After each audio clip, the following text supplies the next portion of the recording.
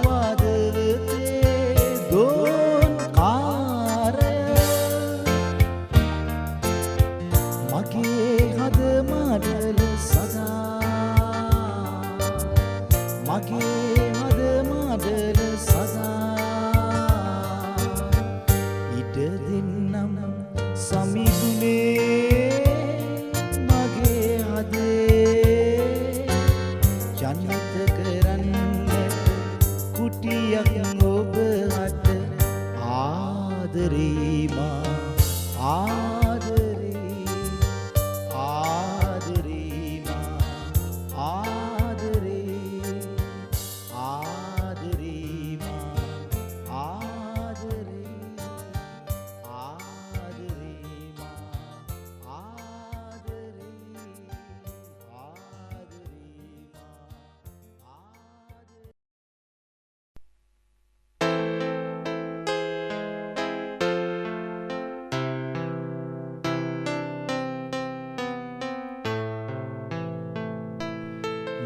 මිතුරනට වගේ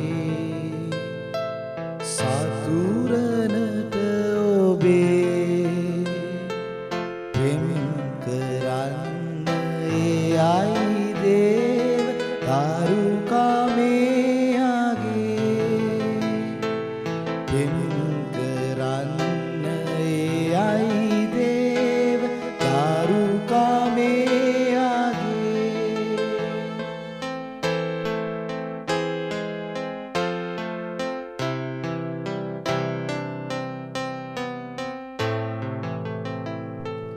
දමිටු අපට මෙන් නාදමිටු තානට දෙව්පියා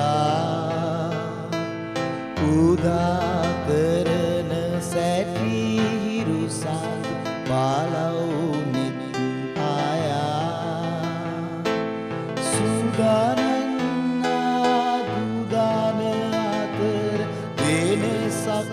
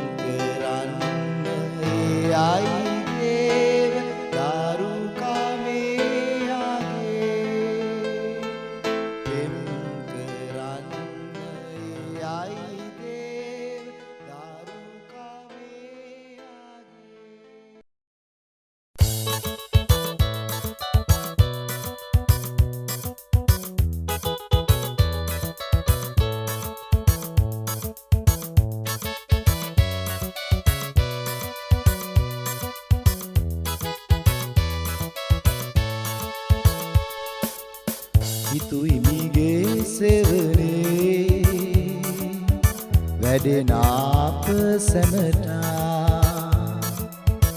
ආසිරි දෙන් සමිදේ යෙදෙනට ඔබ සේවේ ආසිරි දෙන් සමිදේ යෙදෙනට ඔබ සේවේ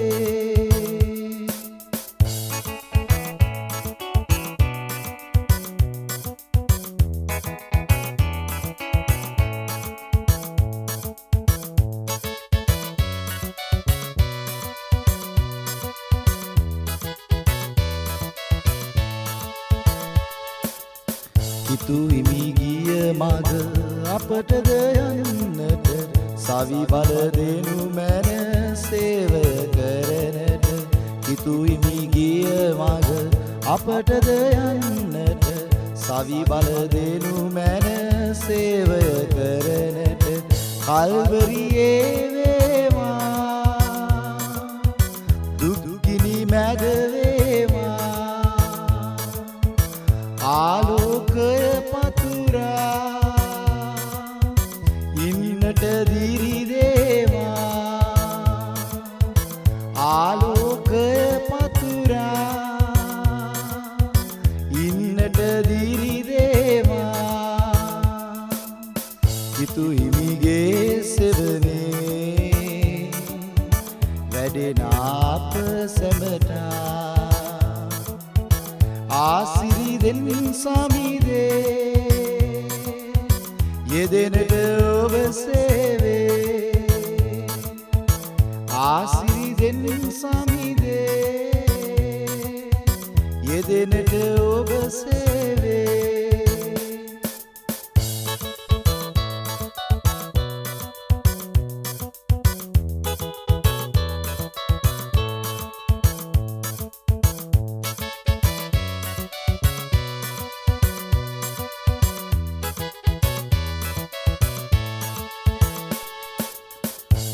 ගිනියුරු මැද සිසිලක් වන්නට වෛරය ඇති තැන සාමය වන්නට දුක්ගිනියුරු මැද සිසිලක් වන්නට වෛරය ඇති තැන සාමය වන්නට නිති අප එක්වීලා ඔබ පෙම අග පුරවා අප දිවියේ සැමදා ඉන්නට වෙර දේවා අප දිවියේ සැමදා ඉන්නට වෙර දේවා හිතුහිමිගේ සෙවනේ වැඩෙන අප සැමටා ආසිරි දෙන් සමිදේ යෙදෙනට ඔබ සේවේ ආසිරි දෙන් සමිදේ යෙදෙනට ඔබ සේවේ ආසිරි දෙන් සමිදේ යෙදෙනට ඔබ සේවේ ආසිරි දෙන්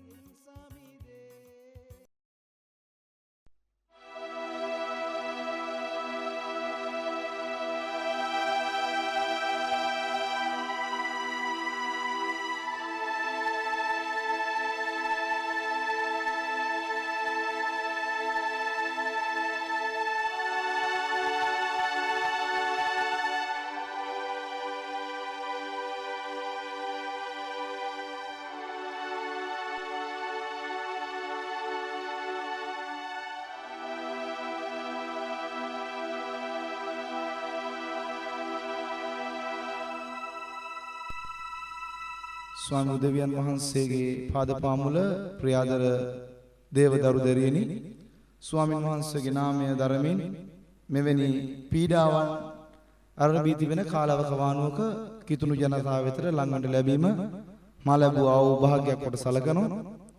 මෙම කාල පරිච්ඡේදය තුල අපි දකිනවා විවිධ ලෙස කිතුණු භක්තිකයාගේ ජීවිතයේ තිබෙනා වූ විවිධාකාර අඩුපාඩුකම් හරහා ඒ වාගේම ක්‍රිස්තියානි කාර්යයේ උද්‍යෝගය නැතිකමින් විවිධ විදිහට ක්‍රිස්තුස් වහන්සේගේ ශරීරය නැමැති දේව සභාවට පීඩාවන් නැති වෙමින් පවතිනවා.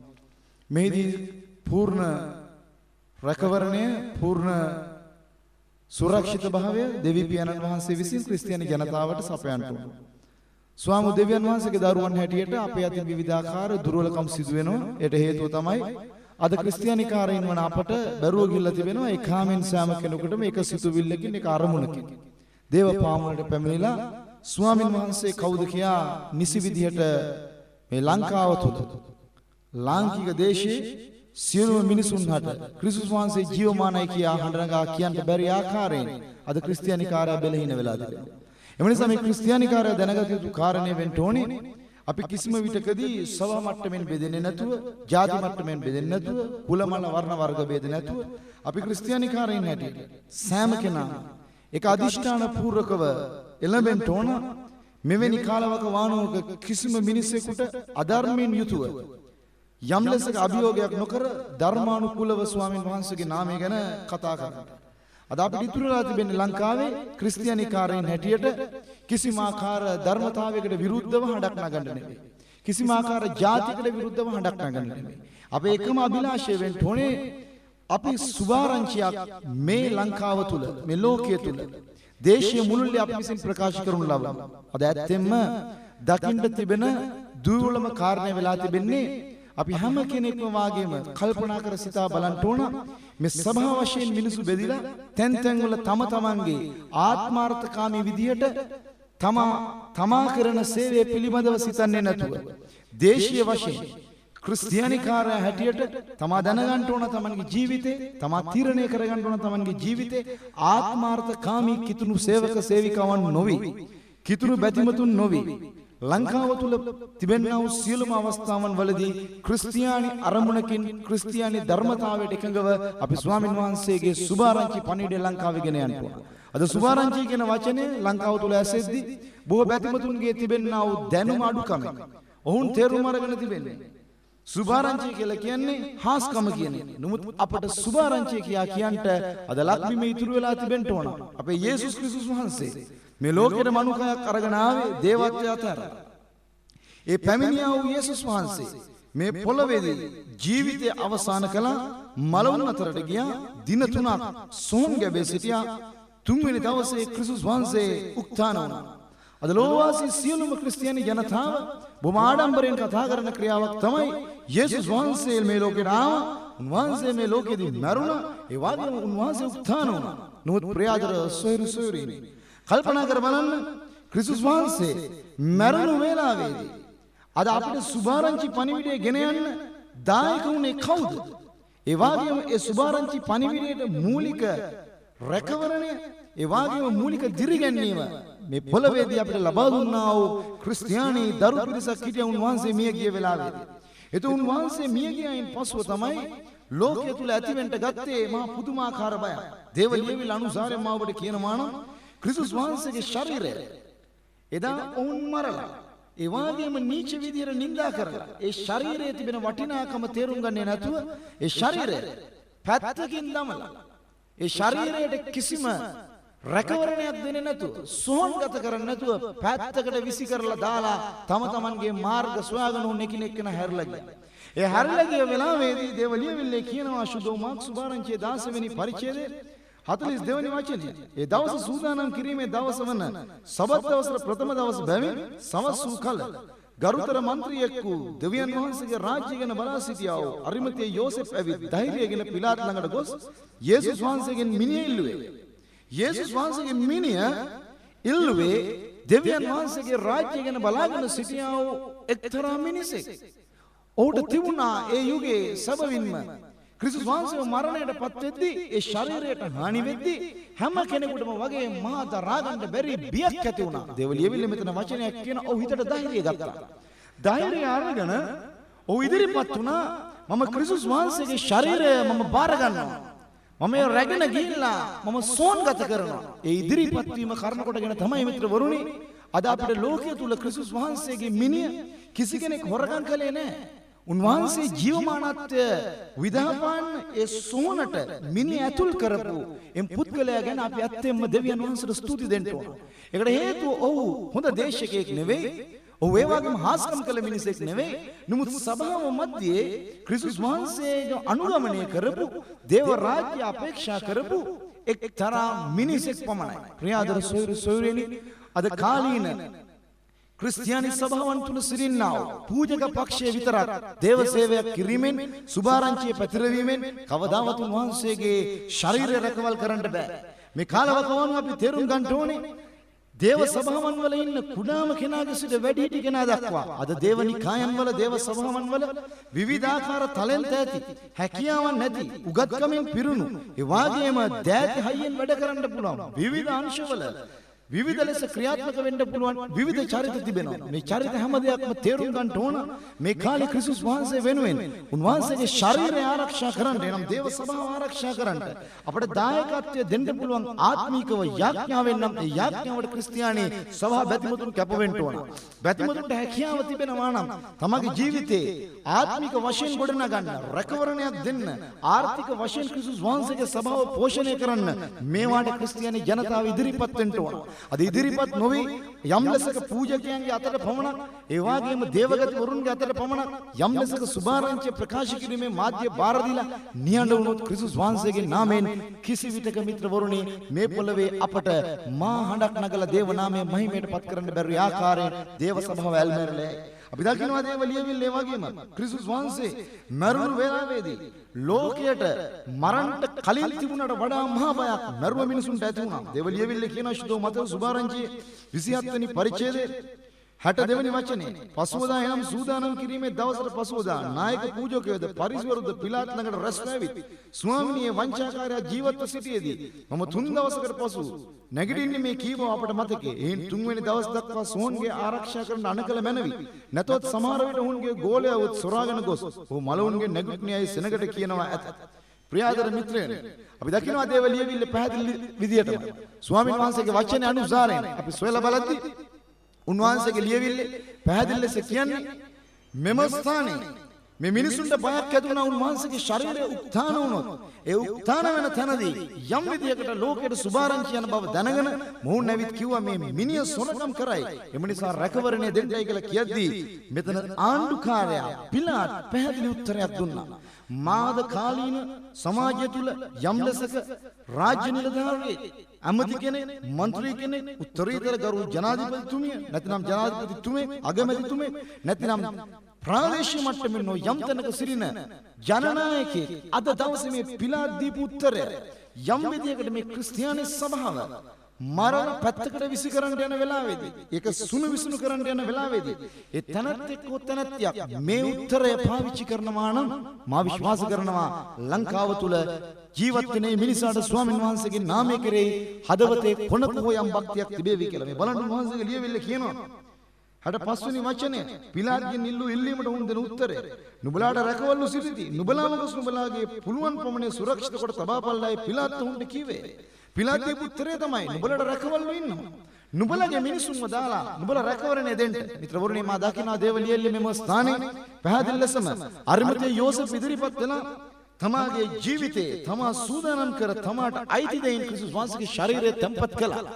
ඒ තැම්පත් කළ නිසා තමයි උන්වහන්සේගේ ශරීරය උත්ථාන වුණයි කියලා අපිට කියන්න එක අවස්ථාවක් ලැබුණේ. ඊළඟ අවස්ථාව පරිසිවරුන්ට සදිසිවරුන්ට නායක පූජකයන්ට ලියන්නන්ට කියන්න බෑ මිනිහ සොරකම් කළයි කියලා. ඒකට හේතුව පිලාත් විසින් නියෝගයක් කළා නුඹලාගේ රැකවලුම දමලා ඔවුන්ම රැකවල් කරපුවා. දැන් කිසි කෙනෙකුට මේ ලෝකේ කියන්න බෑ ක්‍රිස්තුස් වහන්සේගේ ශරීරය යම් ලෙසක උත්ථානයක් ලැබුවේ එක සොරකම් කළයි කියලා. ඒකට හේතුව මරුව මිනිසුම තමයි ඒක ආරක්ෂා කළේ. ප්‍රියාදර මිත්‍රවරුනි අද ලංකාව තුළ ඉන්න ක්‍රිස්තියානි ජනතාවෙන් මොහොතකට කල්පනා කර බලන්න.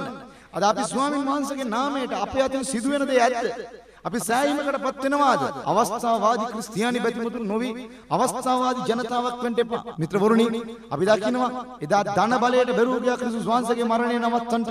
නමුත් ජන බලය සමත් වුණ ආයේ වෙලාවේදී යම් ලෙසක ක්‍රිස්තුස් වහන්සේ ජනහඬට තමයි උන්වහන්සේගේ මරණය තීන්දුව කළේ. නමුත් ධන බලය පරාජය කරලා ජන බලය නැගිට්ටා. ජන බලය පරාජය කරලා දේව බලය අවසානයේදී ක්‍රිස්තුස් වහන්සේව දින 3කින් උත්ථාන කළා වගේ අද කාලීනව ක්‍රිස්තුස් වහන්සේගේ ශරීර නැමැති ස්වභාව තැන් තැන් වලට විසිකර දාලා තැන් තැන් වල ස්වාමීන් වහන්සේගේ මහිමේ නවත්තලා ඒ වගේම උන්වහන්සේගේ ශරීරයේ තිබෙන ක්‍රියාකාරීත්වය බෙලහීන කරන්න යද්දී ක්‍රිස්තියානි ජනතාව හැටියට ඔබ හිතන්න එපා දේවගතිවරුන්ට පමණක් මේක සීමා වුණු සේවයක් ඒ වගේම පූජක පක්ෂයට පමණක් සීමා වුණු සේවයක් කියලා. අද ලංකාවේ ඉන්න උත්තරීතම පූජක පක්ෂයේ ඉඳලා ගරු දේවගත තුමන්ලා දේවගත තුමියන්ලා ඒ වගේම සියලුම ආකාර දෙවියන් වහන්සේගේ මේකරුවන් මේකාරයන් මොහොතකට තමගේ හදවතට ආත්මයට තට්ටු කර බලන්න ඕන.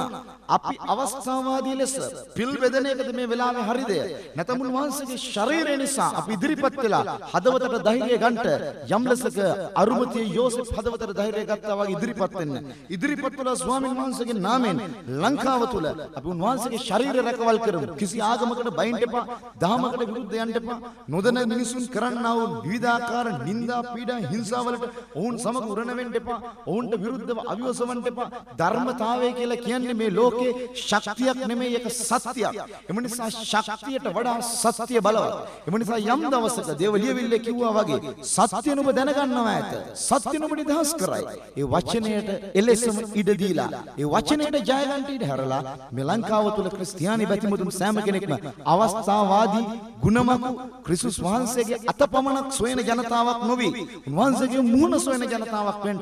අතපමණක් සොයන ජනතාව තමයි ආශිර්වාදයේ පසුපස පමණක් ලුහුබඳින්නේ. නමුත් මුහුණ සොයන ජනතාව දෙවියන් වහන්සේගේ තේජස මහිමය සහ උන්වහන්සේගේ රාජ්‍ය බලාපොරොත්තු වෙනවා. රාජ්‍ය බලාපොරොත්තු වෙන මිත්‍රවරුනි, එසේනම් ඔබේ ක්‍රිස්තියානි ජීවිතයෙන් මේ මිහිපිට දෙවියන්ට කරන්න පුළුවන් උතුම්ම සේවයේ නිරත වෙන්න දෙවි පියාණන් වහන්සේ සදා කාලයෙන් සදා කාලයටම ඔබට දේව රාජ්‍ය හිමි කර දෙමින් ආශිර්වාද කරනවා ඇති. ඔබ සියල්ලන්ටම ස්වාමී දෙවි පියාණන් වහන්සේගේ නාමයෙන් ආශිර්වාදය අත් වේවා. ආමේන්.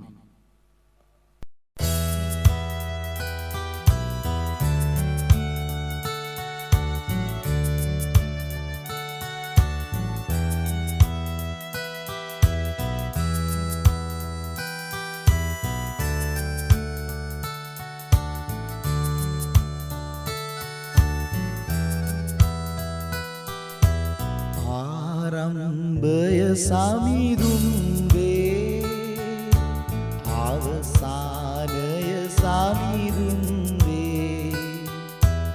ආරම්භය සමිඳුන් වේ, අවසානය සමිඳුන් වේ. ඔබ ඇරදා අපට සදා ජීවිතයක් නොමැත මෙදා. ඔබ ඇරදා අපට සදා ජීවිතයක් නොමැත මෙදා. ජීවිතයක් නොමැත මෙදා.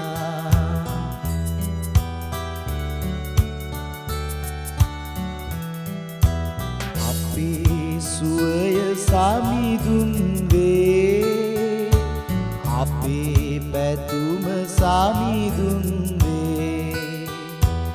අපේ සුවය සමිඳුන් වේ, අපේ පැතුම සමිඳුන් වේ. ඔබ ඇරදා අපට සදා ජීවිතයක් නොමැත මෙදා. ඔබ ඇරදා අපට සදා ජීවිතයක් නොමැත මෙදා. ජීවිතයක් නොමැත මෙදා.